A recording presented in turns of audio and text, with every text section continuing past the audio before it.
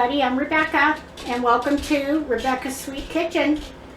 As I told you last time I made coconut fudge, I am now making pumpkin fudge.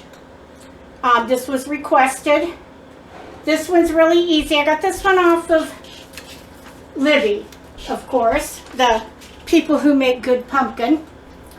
I had bought a ton of cans last year. And I still have a couple in there, so I was glad to make this one.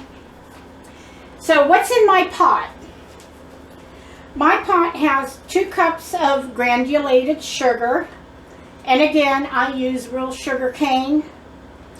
1 cup of packed light brown sugar, 2/3 cup of Carnation's evaporated milk. Don't confuse it with the sweetened condensed. Make sure you get the evaporated milk. It's good for making candy. Also in the pot is a 1/2 cup of Libby's 100% pure pumpkin. This is the pure pumpkin. Don't get the pumpkin mix. Make sure you get the pure pumpkin. If you've been baking, you should know what I mean. Also in that, this is almost gone, I've used Watkins. You can get this anywhere. You can make your own pumpkin pie spice. You're going to need 2 teaspoons of that. And then you're going to need 1.5 sticks of butter. Now, it's basically the same because I am going to put vanilla, white chocolate baking, and marshmallow cream. So basically what you're going to do is we're going to bring this up a little higher. We're going to bring this up to soft boil, which is 240. So this one we're going to have to cook a little longer. I also have my pan ready to go, and I am going to spray it. This is probably about a 9 by 11. It says to do a 9 by 13. So my fudge is going to come up a little higher. Mine's going to be more thicker pieces than anything else. So the milk is there and everything is done. I got my stuff in here cut, my package cut. I got these measuring utensils ready to go, and I have my marshmallow cream. So this one's going to take a little longer to come up to boil. It's kind of a bigger pot. A pan, I shouldn't say pot, it's a fuller pot is what I meant to say. So it's probably going to take a little time for this one to come up, not like the other ones. I'm going to turn it on medium, and we'll get everything. It looks like my sugar's already melted. I can't feel anything in it, which I'm glad. That sugar melts just like regular sugar, and I think it's even better. Because I don't know if you guys know, your white sugar is beet sugar. It's not corn. I mean, it's not cane sugar. It's beet sugar, so there's a difference to me. And we learned that when we were going vegan. In fact, I told my whole family, you guys are eating beet sugar. You got to use natural cane sugar. And I think it makes a big difference. Yeah, this says 234 to 240. And I have soft boiled. Mine's marked. Most of them are. And I know it comes up quick because the last one the last one I made was that coconut fudge. I hope you guys got to make it. And that came up quick. And no, y'all know I've been on a diet. No, I will not eat all of this. Probably what I'll do is probably send it to Sean's work. Have him take both pans in. I'll find a container or something to put him in that all he has to do is bring the container back and he can take it to work. Because he's got enough guys there that will eat it, who I think will also enjoy it. Hopefully. Except for Chris. Yeah, poor Chris. We might have to He won't eat anything like this. Maybe after his competition. I'm just going to set that there. It's going to, I got it clean. It's going to come up. There it goes. Now it's boiling. This stuff doesn't take long to come up to a boil. Oh wow, that smells good. I might also offer some to my neighbor. Yep, it tells me medium heat in a heavy duty saucepan.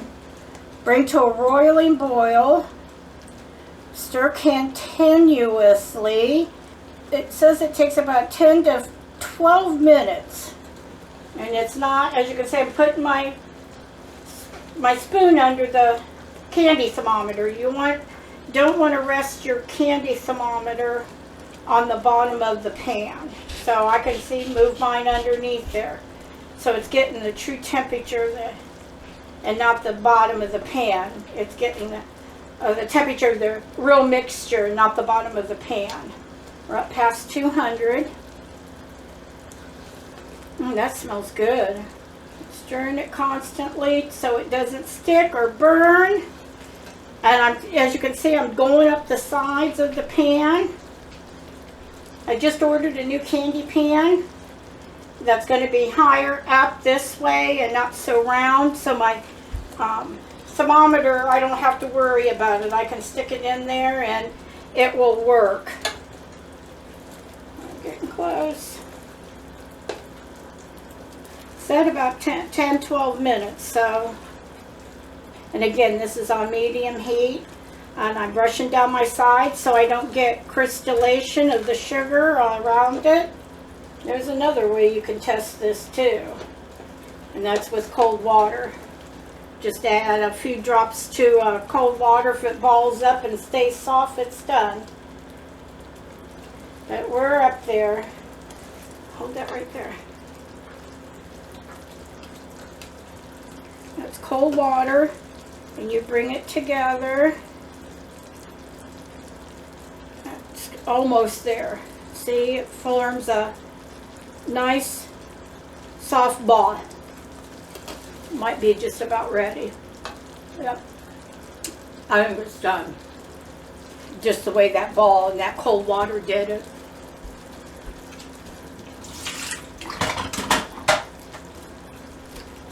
And what I'm going to do is I'm going to pull it off.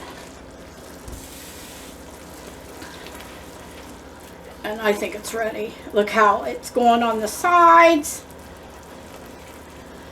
So, we're going to put these in right away. This is one bag of good white baking chips.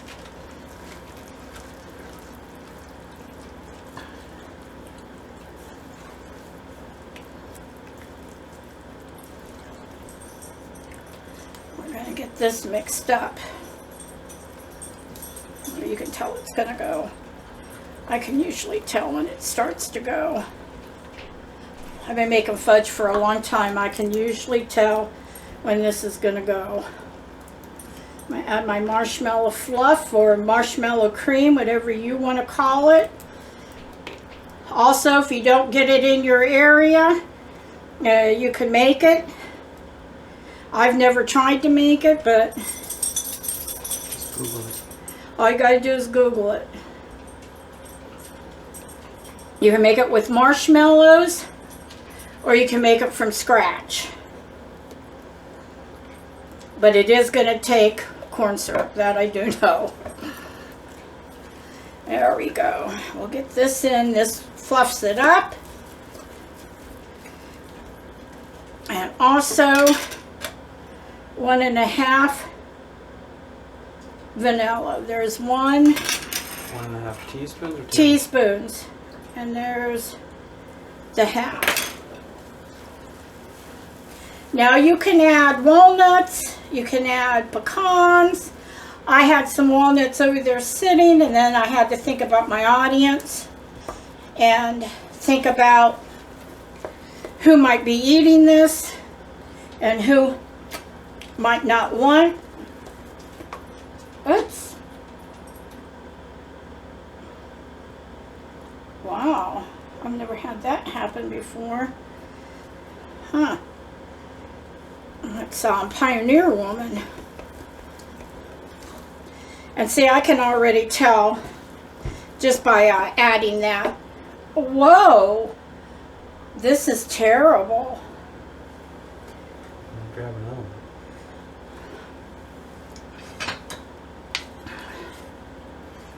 one. I'll use it when I scrape out the pan.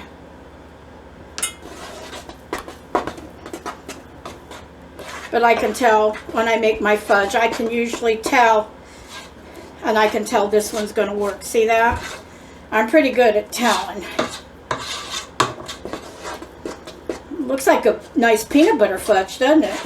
Yeah, doesn't smell like it though. No, it doesn't. It's got the whole house smelling, and that's why I like to use Smelling like fall. Pumpkin spice. Yeah, it's got a lot of it in it. So, let's scrape this out. I'm going to leave some in there. You know me, I'm going to taste it.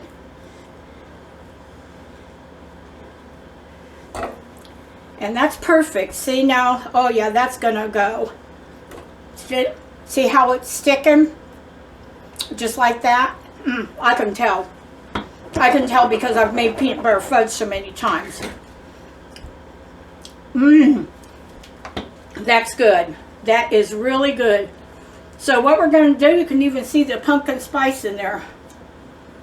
If you look real close. I'm going to put this one in the refrigerator.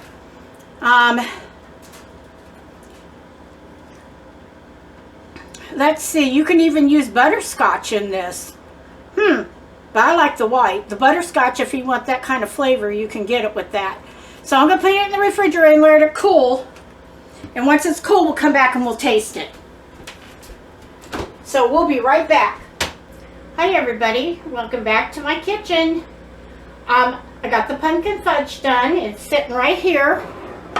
I kind of cooled off and decided to get in here and cut it. And I'm just going to take a small taste. I'm going to give Sean a little bite. I'm trying to keep my weight off.